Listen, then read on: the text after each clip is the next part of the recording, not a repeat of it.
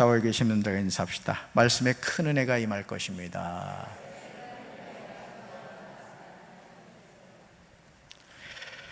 오늘 느헤미야 1장 1절부터 5절까지 말씀으로 문제의 원인을 바로 찾자, 문제의 원인을 바로 찾자, 이런 제목으로 말씀의 은혜를 나누고자 합니다.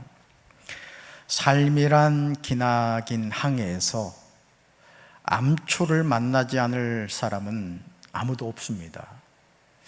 우리는 누구나 쉽지 않은 인생을 살아가죠. 어떨 때는 하루가 천년 같고 천년이 하루처럼 느껴지는 순간이 적지 않습니다. 이것이 우리가 피부로 느끼는 삶의 모습입니다. 새 찬송가 479장 괴로운 인생길 가는 몸이는 인생길이 무엇인가에 대해서 다음과 같이 노래하고 있습니다. 우리는 이 찬양을 통하여 삶이란 무엇인가를 깨닫게 되죠. 이 시간 이 찬양을 부르면서 자신이 이 세상을 사는 이유를 바로 아시기를 주님의 이름으로 축원합니다. 우리 한번 이 찬양을 같이 불러보겠습니다.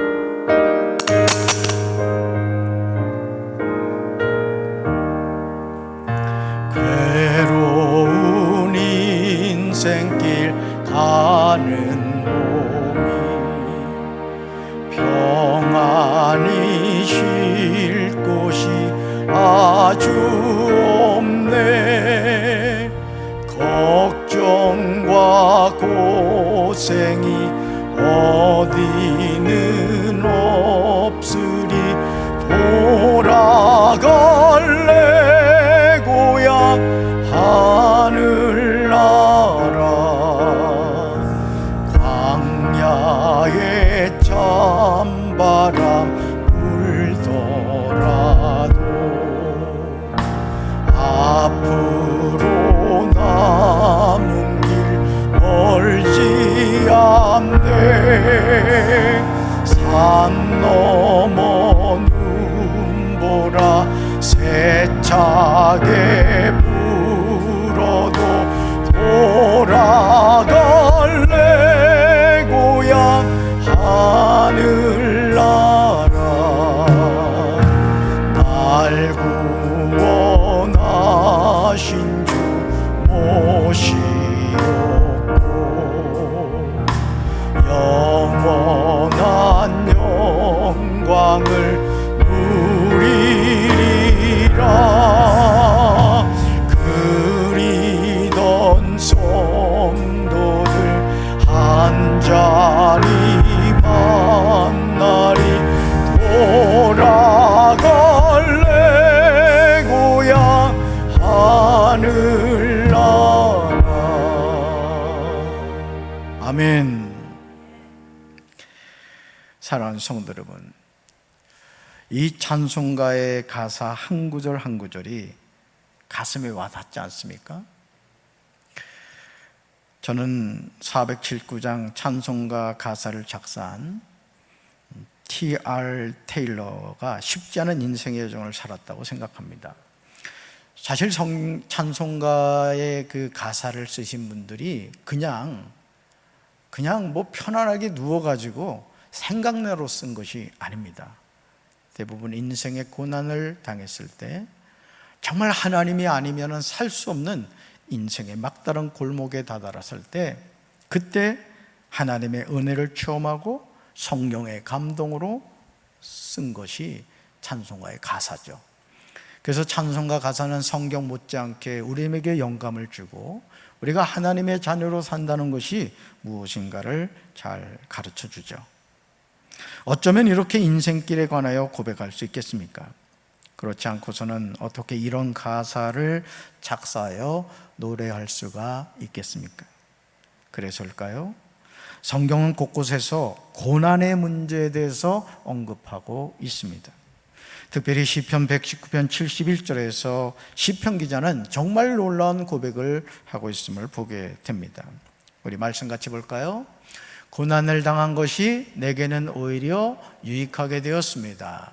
그 고난 때문에 나는 주님의 율례를 배웠습니다. 아멘. 고난을 당한 것이 그 고난 때문에. 이 세상에서 고난을 좋아할 사람은 아무도 없죠. 저 자신도 고난을 겪는 것이 솔직히 싫습니다. 그런데 그렇게 싫어하는 고난이 나에게 뭐가 됐다? 유익이 되더라는 것이죠. 여러분, 이게 말이 됩니까? 어떻게 고난이 나에게 유익이 될 수가 있겠습니까?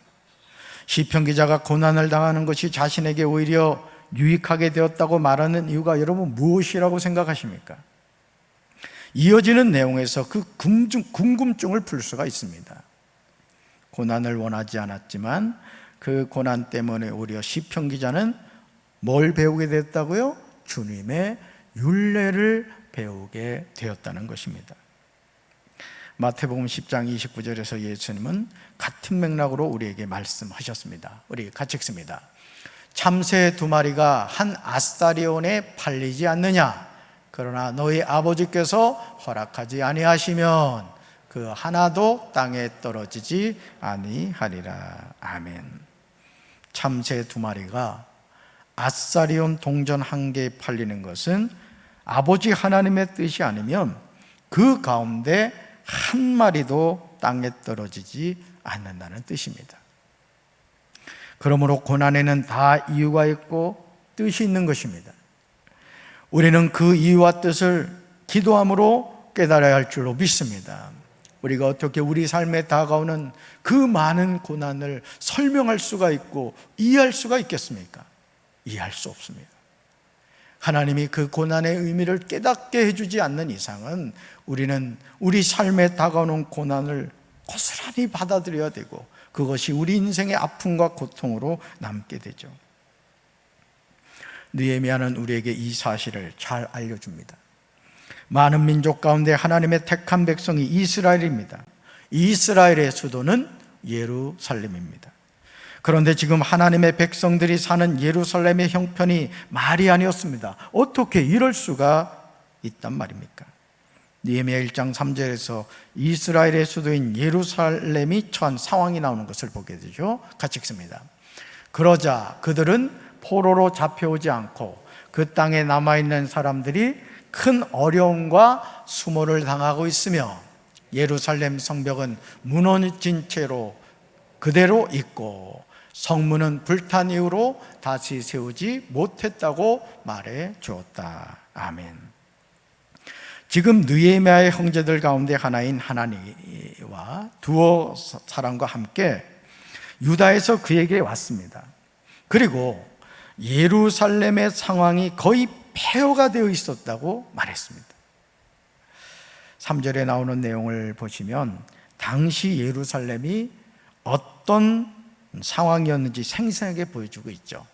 볼까요? 첫째, 사로잡혀 오지 않고 그 지방에 남은 사람들은 거기에서 고생이 아주 심합니다. 두 번째요, 그 지방에 남은 사람들은 업신여김을 받습니다. 세 번째요, 예루살렘 성벽은 허물어지고 성문들은 다 불에 탔습니다. 아멘. 지금 예루살렘의 상황이 어떻습니까? 바벨론 포로로 사로잡혀 오지 않고 유다 지방에 남은 사람들은 아주 심한 고생을 하고 있었습니다. 심지어 이방인들에게 업신여김을 받고 있었습니다. 우리는 이 상황을 이해하기 위해서 1절 말씀을 보아야 합니다. 1절 같이 읽습니다. 다음은 하갈의 아들 느헤미야의 말입니다. 나 느헤미야가 아닥사스 왕 20년 기슬월에 페르시아의 수도인 수산에 있을 때의 일입니다. 아멘. 지금 느헤미야는 페르시아의 수도인 수산성에 있습니다. 왜입니까? 느헤미야는 유다의 포로로 잡혀와서 수산궁에서 페르시아를 위해서 일을 하는 관원이 된 것이죠. 세상적으로 말하면 포로의 신분으로 엄청난 신분 상승을 한 것입니다.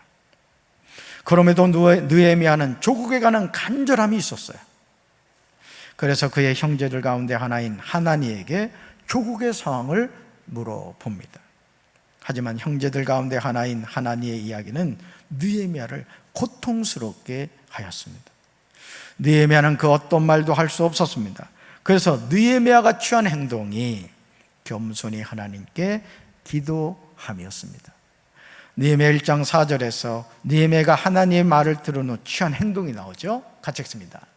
나는 그 말을 듣고 그 자리에 주저앉아 여러 날 동안 울었습니다.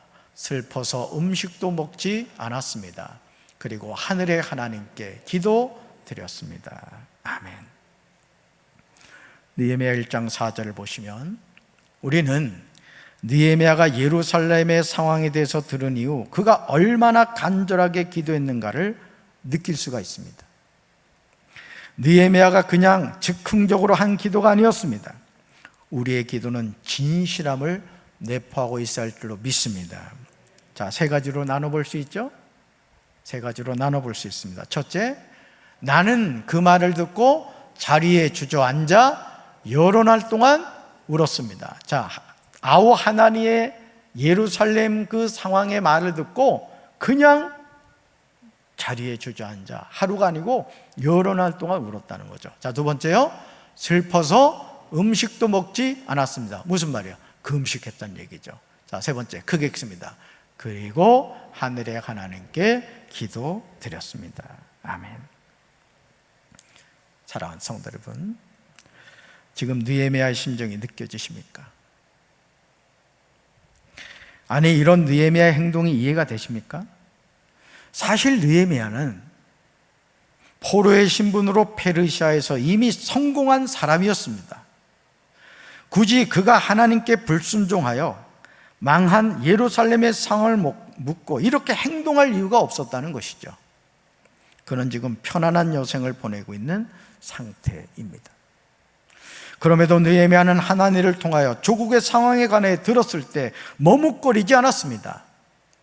오히려 하나님에게 조국에 관한 말을 듣는 즉시 자리에 주저앉았습니다. 그리고 여러 날 동안 울었습니다. 심지어 슬픔 때문에 음식도 먹지 않았습니다. 지금 느헤미야는 조국이 처한 상황과 자신을 분리하지 않았던 것이죠. 오늘 저와 여러분이 조국 대한민국을 위해서 이렇게 기도해야 될 줄로 믿습니다. 정말이에요. 우리 믿는 크리스찬이 기도하지 않으면 누가 조국 대한민국을 위해서 기도하겠습니까? 여러분, 우리가 흔히 위기입니다 말을 하지만은 아까 제가 서두에 말씀드린 것처럼 지금 델타 변이 바이러스가 70%가 넘는다고 해요.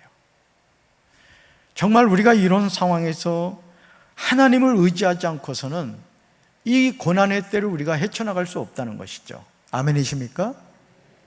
방역당국을 욕하고 대통령을 욕하고 나라를 욕하기에 앞서 우리가 먼저 이 나라를 위해서 정말 느헤미야처럼 기도하고 있는가, 겸손히 우리가 자신을 돌이켜봐야 될 것입니다. 느헤미야는 조국이 처한 상황과 자신을 분리하지 않았어요. 그런 후에 그는 하늘의 하나님께 기도를 드렸습니다. 그런데 5절에서 느헤미야의 기도는 오늘 저와 여러분에게 아주 중요한 사실을 전해줍니다. 즉, 우리의 삶의 고난과 역경이 다가올 때 우리가 어떻게 해야 하는가에 대한 방향을 제시해 주고 있어요. 여러분, 고난이 없는 인생이 없다 그랬죠? 자, 그렇다면 우리가 그 고난 앞에서 어떻게 해야 되느냐? 같이 읽습니다. 이르되 하늘의 하나님 여호와 크고 두려우신 하나님이여, 주를 사랑하고 주의 계명을 지키는 자에게 언약을 지키시며 긍휼을 베푸시는 주여 간구하나이다. 아멘. 느헤미야의 기도는 문제의 원인을 정확하게 찾고 있음을 알 수가 있습니다. 지금 느헤미야는 유다와 예루살렘 사람들이 큰 환난을 겪고 능력을 받으며 예루살렘 성이 허물어지고 성문들이 불탄 원인이 어디에 있는지 정확하게 알았던 거예요. 여러분, 명의가 누굽니까? 명의가 누구죠? 환자가 갔을 때 그 환자의 병을 정확하게 찾아내는 사람이 명의인 거예요. 여러분, 이 수능 시험을 보는 학생들 같은 경우에 뭐 쪽집게 과외다, 또 유명 학원이다, 이름이 뛰어난 강사들 같은 경우는요 1년에 뭐 수억을 번다고 합니다. 왜냐하면 수능 시험에 뭘 나올지를 정확하게 알려주는 거예요. 저부터도 그런 선생님이 있다 그러면은 돈이 아깝겠습니까? 우리 한국 부모님들 다 그렇잖아요. 집 팔아서라도 자녀들 좋은 대학에 보낼 수 있다면 그렇게 하는 게 우리 한국 부모님들 아닙니까? 명의가 누구라고요? 명의는 정확하게 환자의 병을 짚어내는 거예요. 자, 느헤미야는 지금 왜 조국 유다에 이런 고난이 다가왔는가를 정확하게 알고 있었던 것이죠. 바로 그 내용이 5절에 나오는 여호와 하나님에 대한 것입니다. 즉 5절에서 느헤미야는 문제의 핵심을 정확하게 지적하고 있습니다.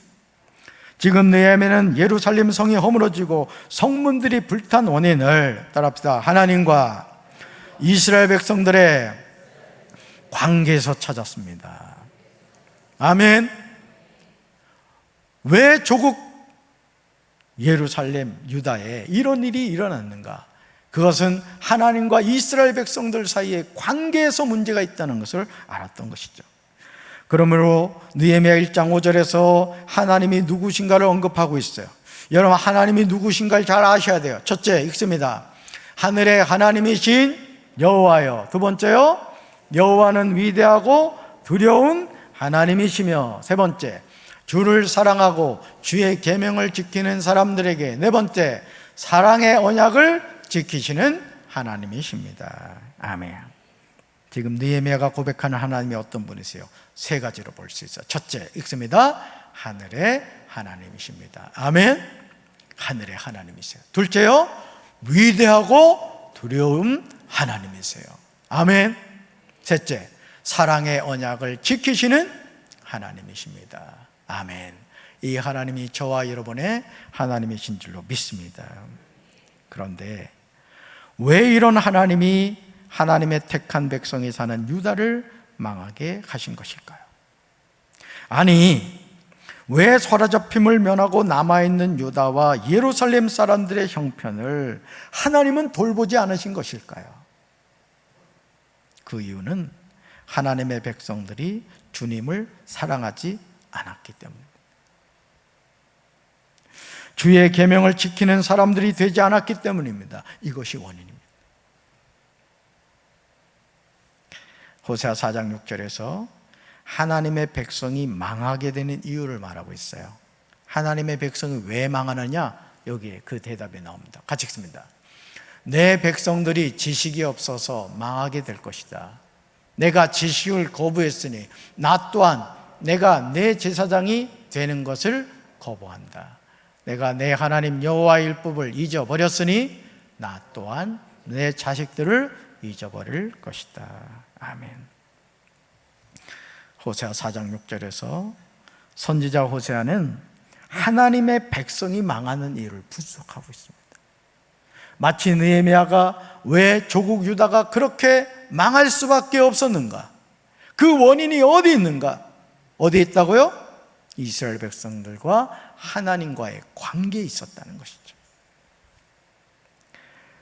우리는 하나님을 바로 알기 위해서 말씀을 가까이 할 줄로 믿습니다.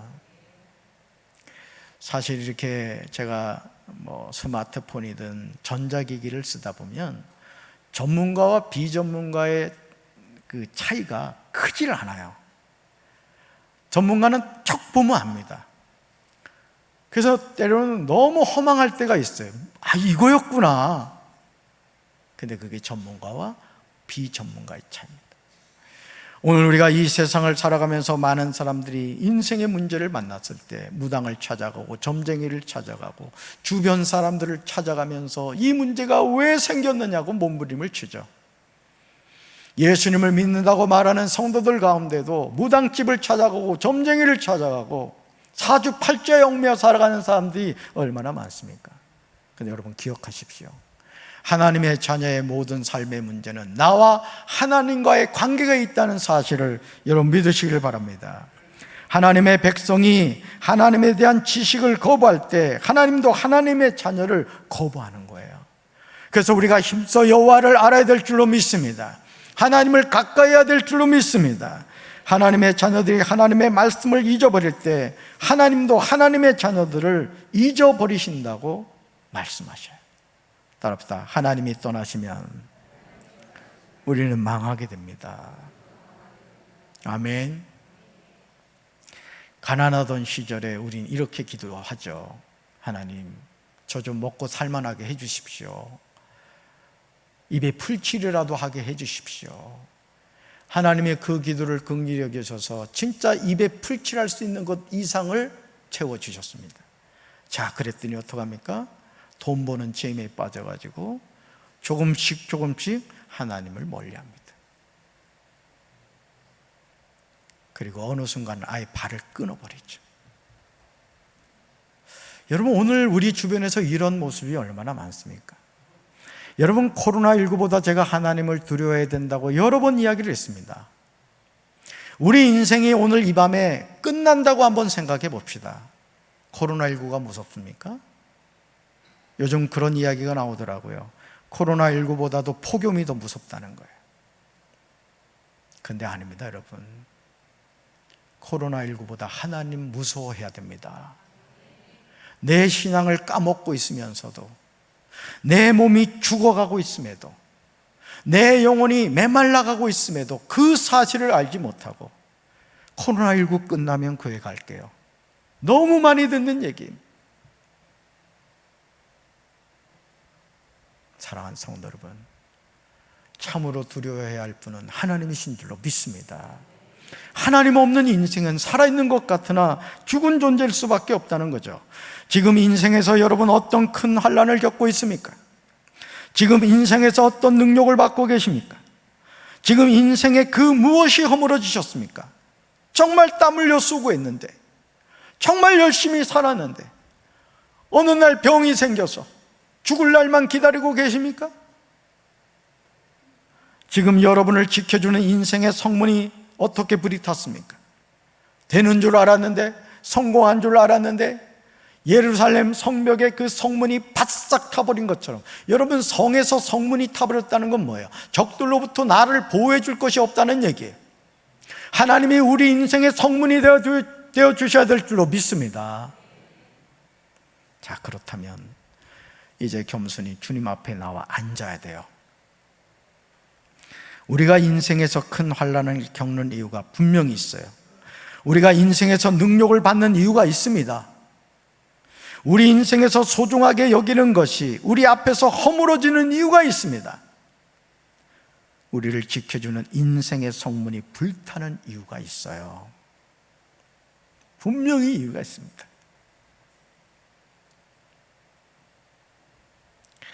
그러므로 자신의 죄를 깨닫고 하나님 앞에서 참회하며 울어야 될 줄로 믿습니다.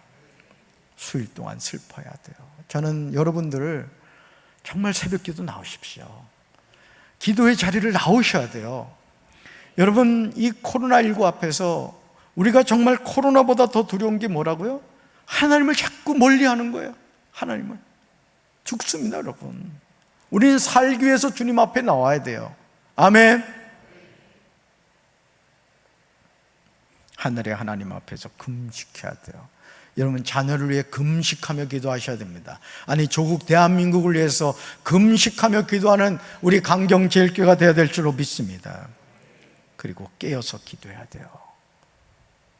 기도의 분량을 키우십시오. 우리의 눈물의 기도의 병에 그 기도의 눈물이 차야 돼요. 하나님이 그 기도를 들으십니다.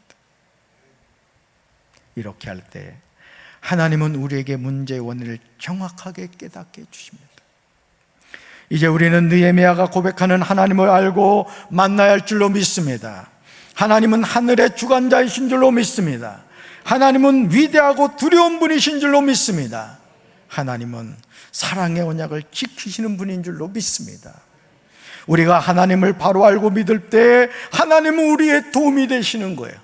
인생의 가장 밑바닥에 나가 떨어져서 너는 이제 더 이상 회생할 수 없어, 너는 끝난 인생이야 라고 말할 때 하나님은 아니라고 말합니다. 언제요? 주저앉아 눈물을 흘리고 금식하며 하늘의 하나님을 찾을 때 하나님은 연약한 우리의 손을 잡아주시고 우리를 다시 일으켜 주실 줄로 믿습니다. 느헤미야는 아우 하나니를 통하여 예루살렘이 처한 상황에 관하여 들은 후에 앉아서 울고 수일 동안 슬퍼하며 하늘의 하나님 앞에서 금식하며 기도함으로 다시 용기를 냈습니다.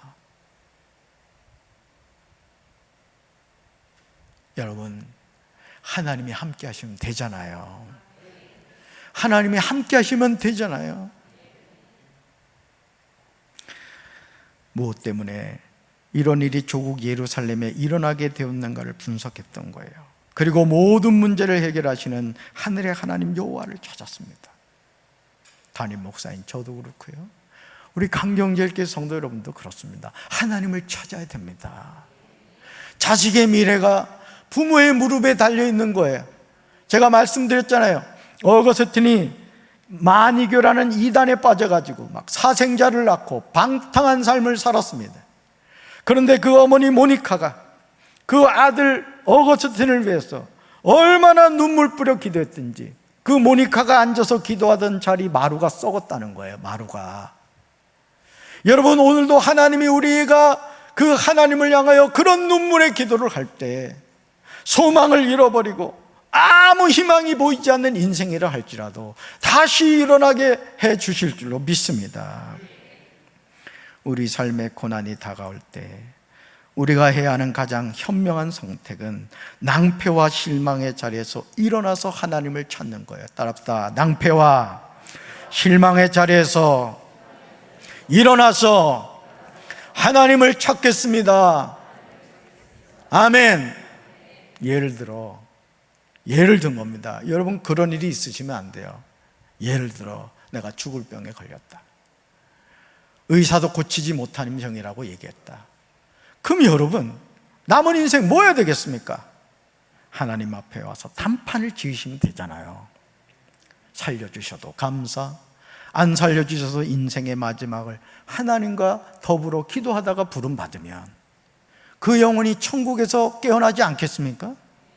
여러분, 내가 해결할 수 없는 인생의 문제를 붙잡지 마세요. 제가 여러 번 말씀드리잖아요. 우리 인생에는 내가 해결할 수 있는 문제가 있고 내가 해결할 수 없는 문제가 있어요. 자, 내가 해결할 수 있는 문제는 내가 해야죠. 여러분, 하나님이 와서 우리 얼굴 세수시켜주지 않아요. 그건 내가 해야 돼요. 근데 내가 해결할 수 없는 문제가 있다고요. 그럼 여러분, 하나님이 뭐라 그랬어요? 너희는 마음에 근심하지 말라. 하나님을 믿으니 또 나를 믿으라고 했잖아요. 너희 염려를 다 주께 맡겨버리라고 했잖아요. 그럼 뭐 하면 돼요? 내가 해결할 수 없는 문제는 하나님 앞에 가지고 나와서 기도하는 거예요. 하나님 아버지, 이게 저의 해결할 수 없는 문제입니다. 하나님, 해결이 가능하시죠? 하고 하나님께 바치는 거예요. 하나님이 어떤 분이세요? 전지전능하신 분이라고요. 하나님이 해결하지 못할 인생의 문제는 없어요. 아멘.